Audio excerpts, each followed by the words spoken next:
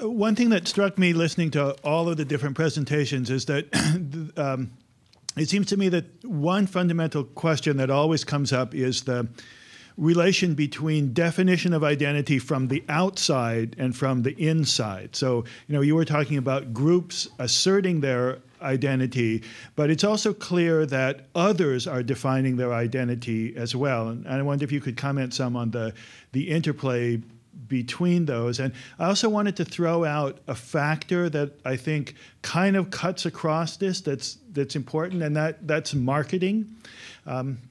Because when you were talking about the outside factors that defined identity, it tended to center around the state, right? So there were state policies that categorize people. But I think another very important phenomenon is marketing, right? Because marketers try to create audiences and they define identities for that purpose. There's a lot of interesting work in media studies on that, on ethnic media and how they create audiences. And it kind of cuts across because this is an institution that is outside the group in a way, but hires group members and may have a lot of participation from the people who are involved. And there's a kind of an interesting dialectic between marketers and media and the self-organization of groups.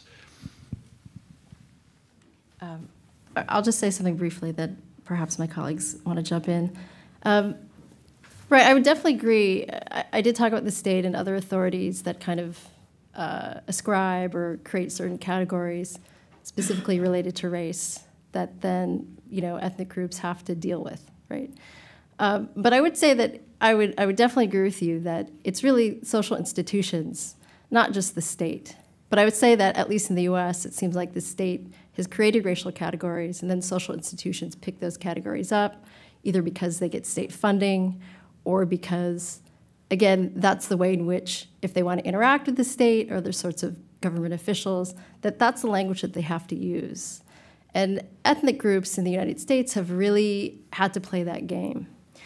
So I would agree with you that other institutions, so for example, not just marketing and media, but also things like churches, schools, right? These institutions have also picked up racial categories. And it perpetuates, and that's something I think that we're trying to think about.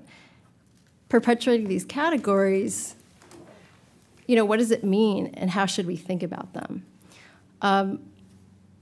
So I'm trying to think about the rest of your question. I mean, I don't know that much about, I guess, the marketing process. I do think it is interesting, but we could say the same thing for schools and churches, right? That they're individual representatives from particular ethnic or racial groups that are part of that process, that are adopting these categories and trying to recruit people into these institutions as group members, as equals. So I think it's somewhat complicated and paradoxical, right? That groups are still using these categories to try to create change, to build solidarity. And one of the questions that I always think about is, how much are ethnic groups really challenging these categories if they continue to use them? But it's something I think that we're still trying to work through.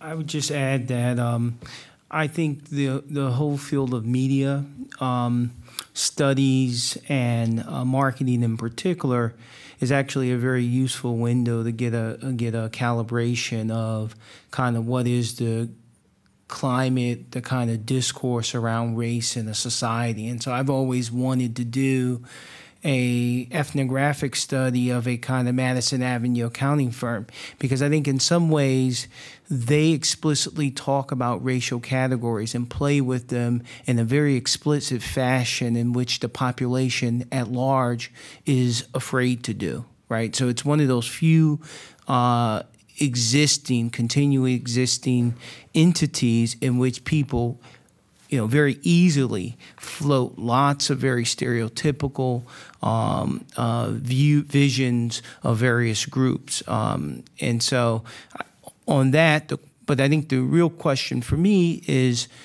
are they generating those, or are they reflecting sort of cultural norms in a given society? That is, is media sort of, I think back to my childhood in the centrality of Benetton.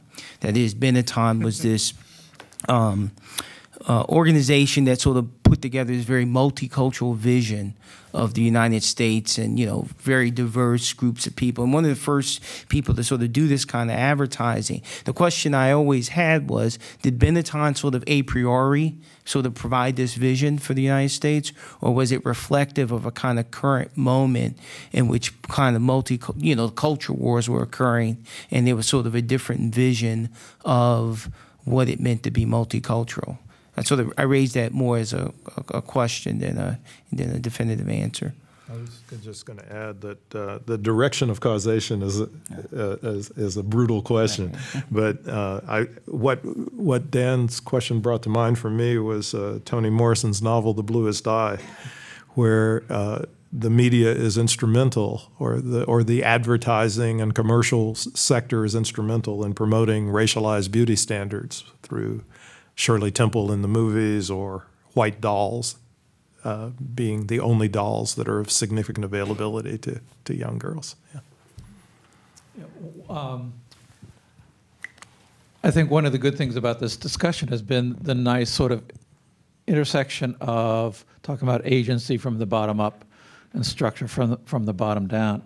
But I want to ask a question that's really very much from the structural perspective, and that is whether different societies might have different structures that support or don't support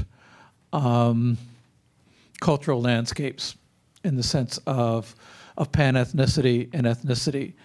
That I think, especially when Dina was talking, is there something about American society that makes it very inhospitable to the fine-grained pluralism that a truly multicultural society might have, that's different from other societies? American society has very much fostered pan-ethnicity from the point of slavery. Race is very much was the first pan-ethnic category that a lot of different ethnicities were brought together and put under one label as Black or African American. And there's a certain parallel with that. White. Huh? Or as white.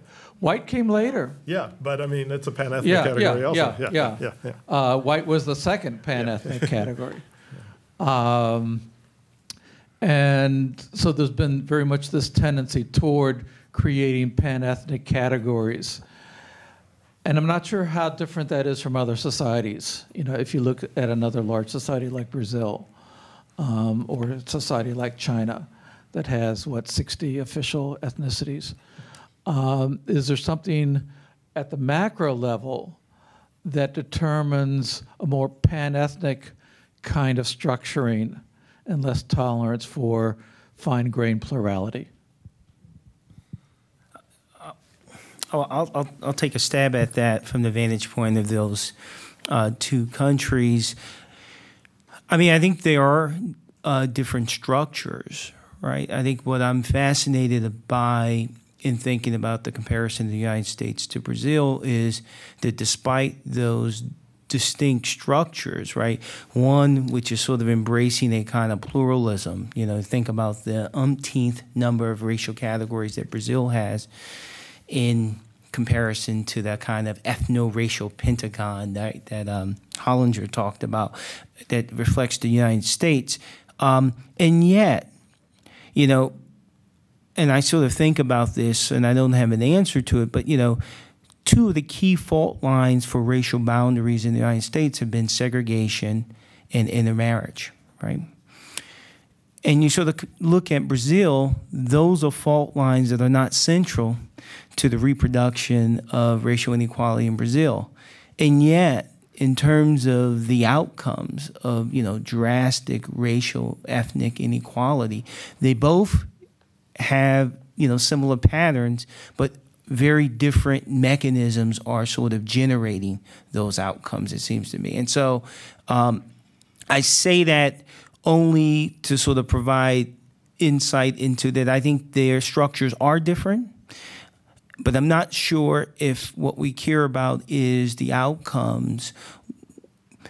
That is, what's important is to acknowledge that those structures are different and then figure out what the actual mechanisms are. I think we're very clear in the United States about what those mechanisms are. And I think what oftentimes we've done, if we're trying to transpose the notion of segregation or intermarriage as something that's kind of trans the U.S. and that will reproduce inequalities in other societies. And I think in that point, I take your point at its face that, in fact, those structures are very much different.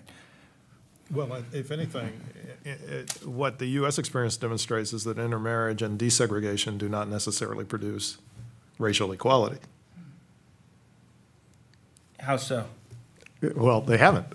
But I don't think. I mean, increasing desegregation of schools, increasing intermarriage has not really associated with any dramatic change in the degree of racial inequality. You'd be remiss to sort of say that the integration of our society, either the schools or intermarriage, has reached any level where you would even expect there to be those differences in the U.S. Well, I certainly would say desegregation of schools. You know, I mean, we can argue that schools are resegregating, Right. but in comparison with 1950 in the United States, Right. schools are far more desegregated. Right, but the question is, the question. I'm just saying, it's not clear to me that desegregation or intermarriage produces racial equality. That's all. That's all I'm saying. Right. But I think the thought experiment would have to be that you'd have to have enough of it in the U.S. society for there to be those changes. And what I'm arguing is that there have been changes, but the changes have been fairly small. Well, okay. I'm actually arguing, especially with respect to school desegregation, that it's not at all clear to me that school desegregation, particularly at the facility level, is a mechanism for achieving racial equality at all, particularly if you have internal segregation in terms of the classes that the kids take and the like. Yeah.